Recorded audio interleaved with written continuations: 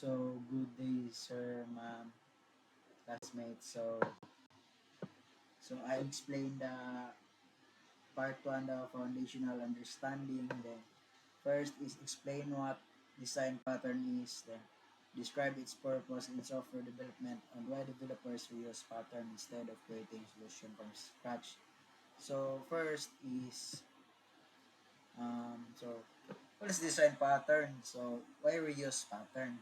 So, So here is a design pattern is a usable, proven solution to a common design problem in software. So it's not finished code but template or blueprint for how to structure classes and objects to solve recurring problems. So the purpose of software development is for provide shared vocabulary, like let's use a strategy here, like which speed up communication. So second is it's capture best practices that have been tested in many times or in many systems. So it helps structured code to improve maintenance, flexibility and clarity. So why we use patterns instead of starting from scratch? So here is maka-save of time, maka-reduce of risk, o mag-improves design quality. Then easier collaboration. So here is not fun. So we have three main categories: real world analogies, the creational, structural, and behavioral. Then here is the creational. So here is the focus on how objects are created. Then our goal there is to hide or manage the complex of an object.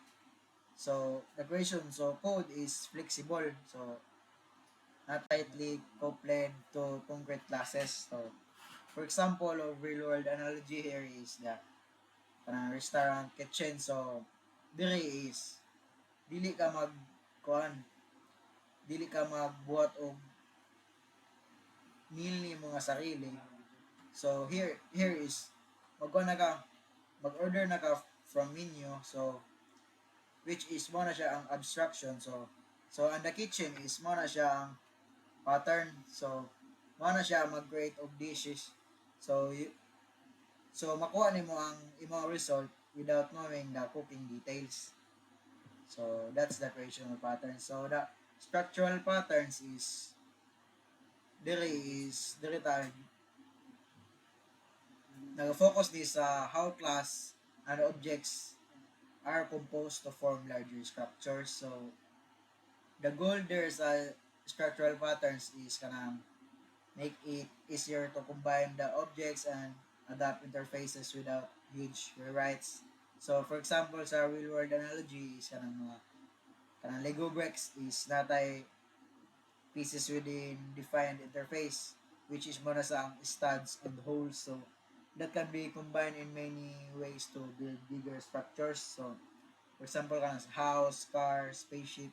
So even though each brick is simple, so sa behavioral patterns is here is naka-focus lang siya kung mag-interact o mag-communicate, then the responsibilities na ma-distribute, then how algorithms are organized. So for example sa real world is kan office workflow. So natay different employees.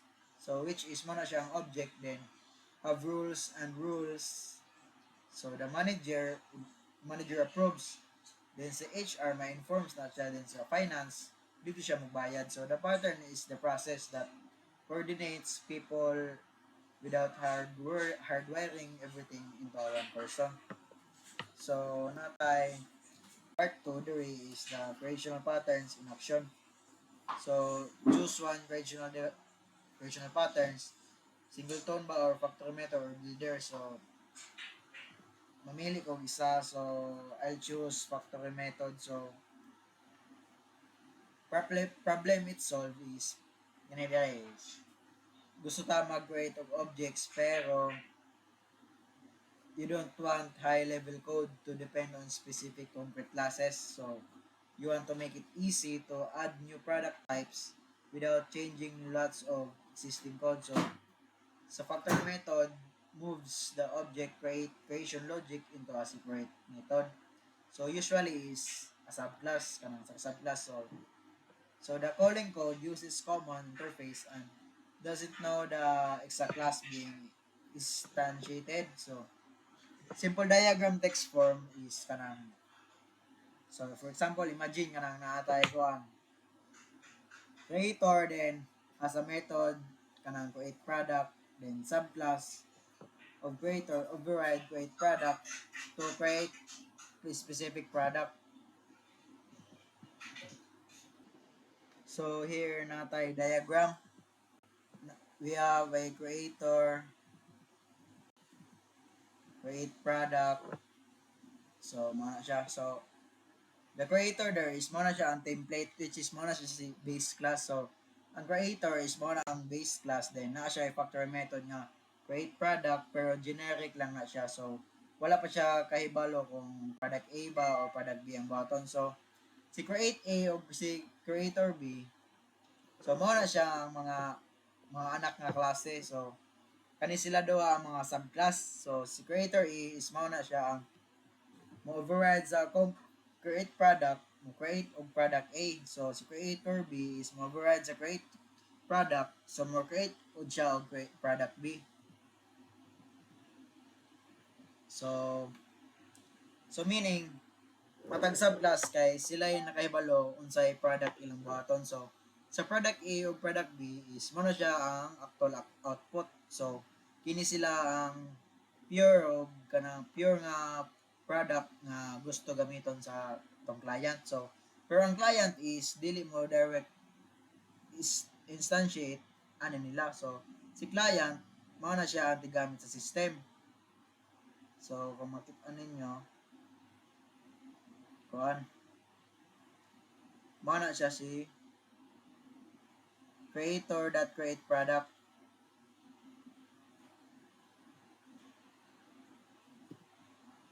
So mao na siya ang kuan, ang magic sa procurement. So dili kinahanglan ang client mo care kung product A ba or product B ang iyang madawat. So kung unsa specific nga product ang buhaton is depende na sa subclass imong gamiton. So what is the connection within this? So imagine natay restaurant which is the creator. So naa siya menu pero wala pa gyud sila og dish ug hantod aduna kay specific branch like sa Jollibee. So naa siya Chicken Joy branch which is the creator A. So mo serve og Chicken Joy which is mo na siya ang product A. So sa Jollibee natay burger branch, mo na siya si creator B. So mo serve og Yum Burger, then mo na siya si product B ang Yum Burger. So ang customer which is si client is mo order lang. So mo na siya paligog order sa inyong specialty. So dili na niya kailangan ang details on sa lutoon basta madawat niya ang product. So something like that. So here the part 3, the structural patterns in context. So imagine you are improving a messy system full of incompatible classes. Explain how the adapter pattern can rescue the system. So give before and after visual example in your video. So there is we have a how the adapter pattern can rescue a messy system. So mag problem set up ta. So here is natay system nga expecting a standard interface like text, interface payment processor, pay amount. But you also have existing classes with incompatible methods like legacy payment, gateway, process payments, then new pay API, execute. Then so the system is messy because every place that needs payments has to know which gateway it's talking to and how to call it. So the adapter pattern idea there is create adapter class that implements the expected interface, translate calls so into the form required by existing adaptee classes.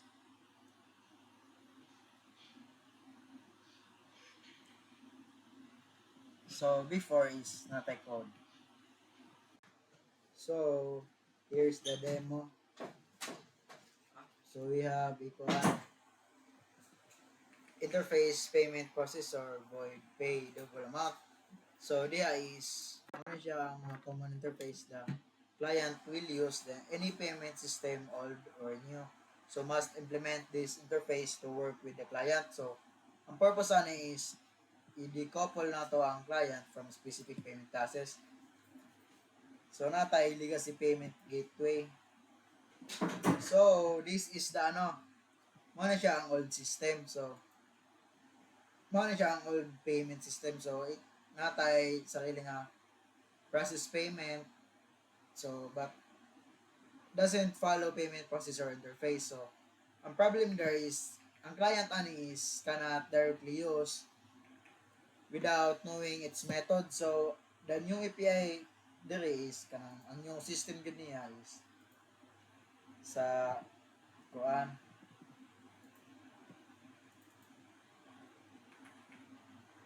So mo ni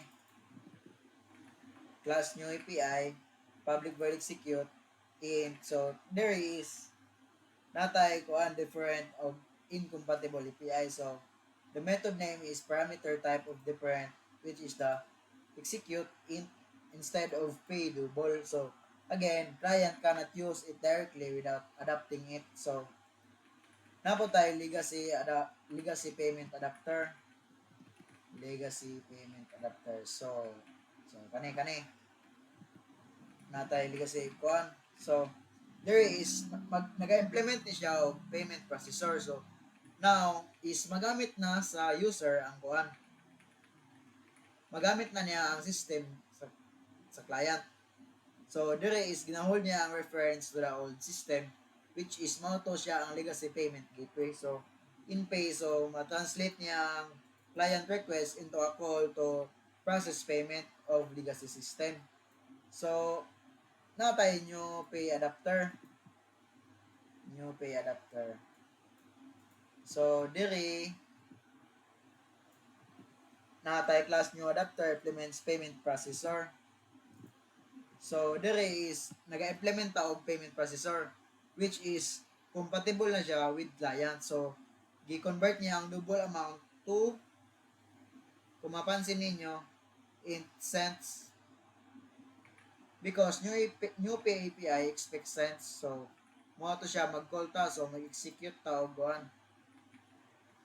new API. So dire is kuan lang each adapter is natay translate client request into the format system expects. So the main client code jud nato is kini.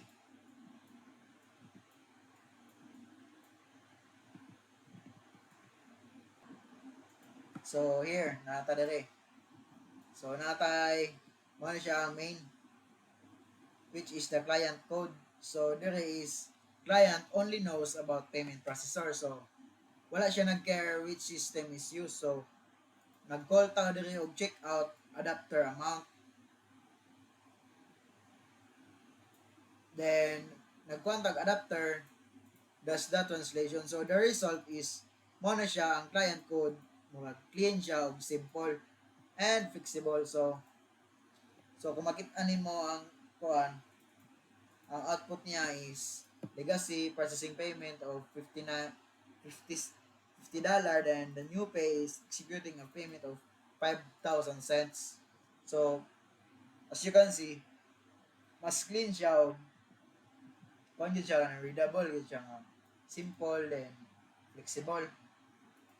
So move forward ta. So we will compare the adapter versus decorator. So the adapter pattern is, ang goal lang sa adapter pattern is maka incompatible interface, then maka kita siya sa mga lahi nga kuan system. So old code can work with new or third party classes. So kanos ata maggamit og kuan adapter pattern. So you must use an existing class or kana external library. So whose interface doesn't match what your code expects. So you want to integrate legacy or third-party code without changing their source. So the key there is convert interface. So the decorator pattern is dire is nag-a-add sa og mga new responsibilities, mga behaviors or to an object dynamically without changing its class or other subjects. So kano sa ni gamiton ang decorator pattern? So if gusto ka mag-add or combine or mag-remove og features, runtime, for example, ng logging encryption, then compression and around a data stream, kanang gusto niyo mag-avoid og huge inheritance trees like bordered, scrollable, resizable windows, etc. Then here is gina-wrap nila ang gina-wrap o extend behavior while keeping the same interface. So in short, the adapter is mo na siyang things nga dili fit.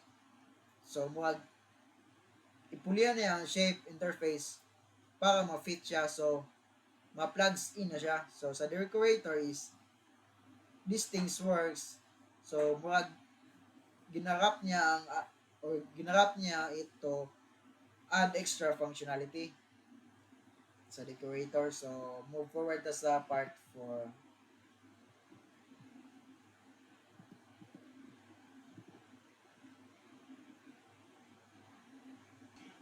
So part 4, behavioral design patterns in motion. So present a scenario where the observer pattern is necessary. Show how objects communicate changes without type prompting. So na kay kundari scenario nga for example natay stock price monitoring app. So we have a stock object representing say AAPL.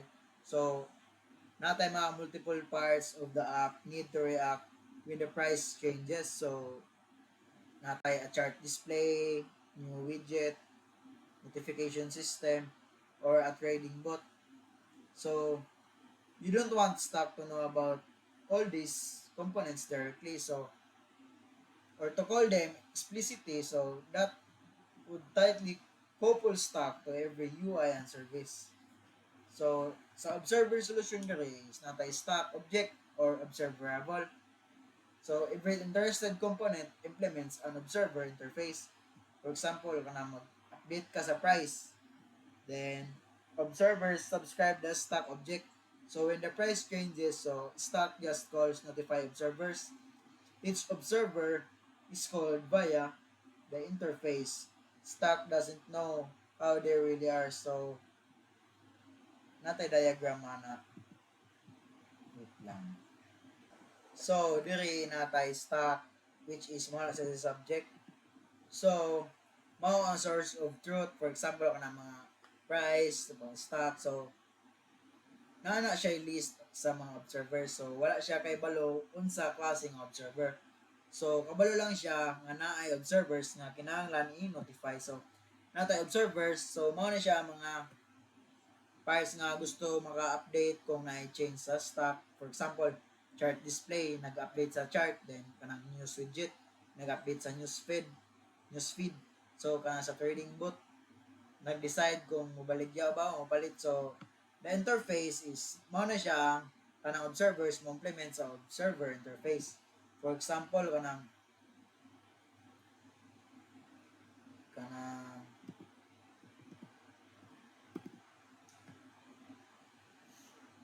kanang observer mo kuha nga ma-update sa method, then nga ang subject tawagon lang ang update sa interface. So dili siya specific class. So the one dere, so si stock dere mao na si subject. So monetify siya og observers. Mao na siya mag-implement ang observer sa chart display, sa news widget, then sa kuan trading bot. So mao na siya si stock na ay price, then ang og list sa observers mao na siya si observers. Then kung ma-change ang price ang stock, tawagon ang notify observers. Si notify observers mulop sa observers, then mo call siya og update sa interface. So si concrete observers mao na siya si chart displays news widget trading bot, then mo receive sa update o mo react. So for example kanang Si chart mo update, sa news mo post, then trading bot mo decide. So mo na siya. So nata diri sa choose any behavioral patterns.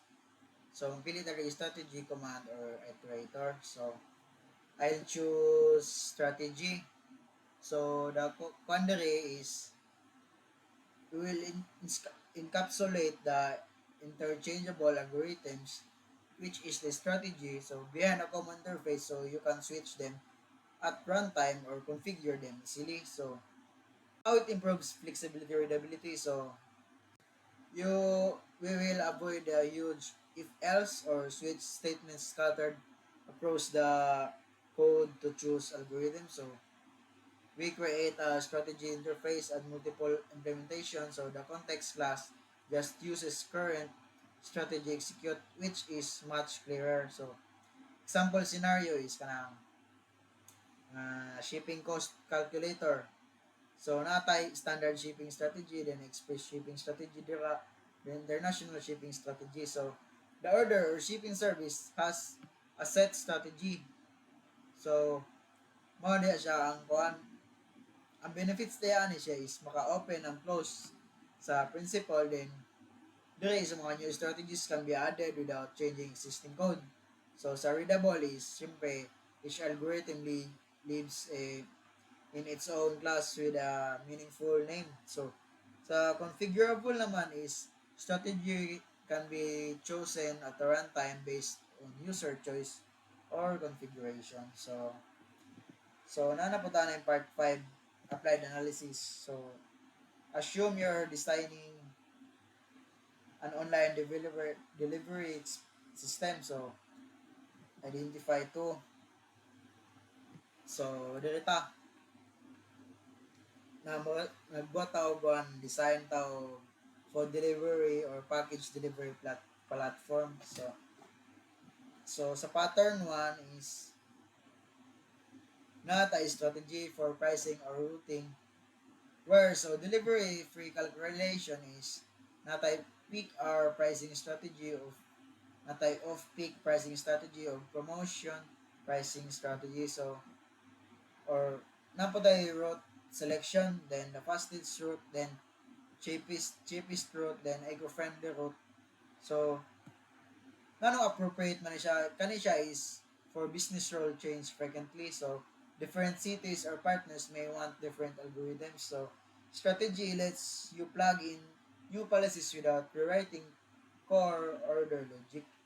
So the pattern 2 is mana siya si observer, which is mana siya sa notification and updates. So dire is makakuanta og order status change, makita nato ang pending, ang accepted, then ang pick up, then ang delivered.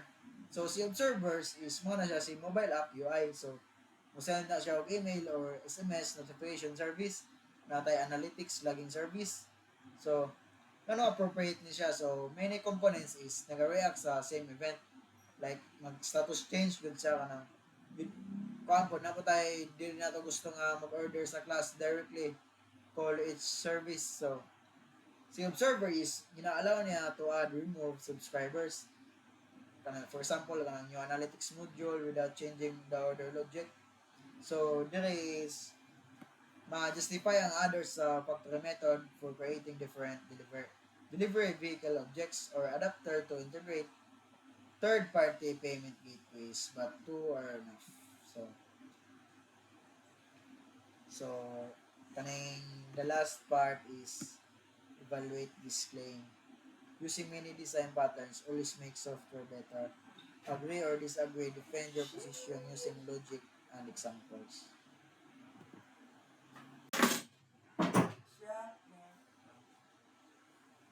So nata diri, using many design patterns always makes software better.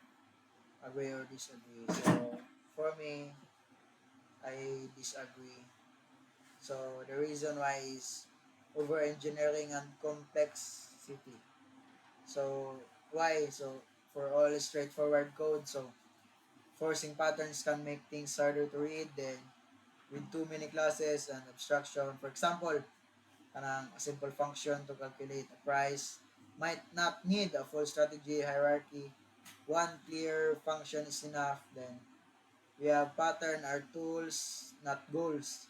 So the goal is solve problem cleanly, not to fit as many patterns as possible. So misuse pattern can obscure intent and slow down in development. Di na po tayo unnecessary direction. So ang patterns is mag-introduce of more interfaces like layers and objects. Then na po tayo real and no need for flexibility.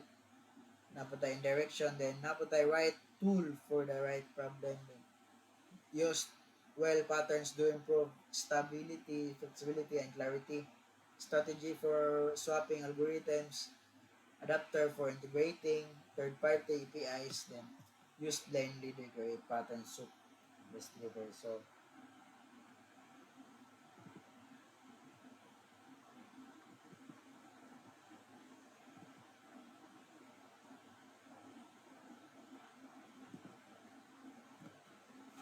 that's all.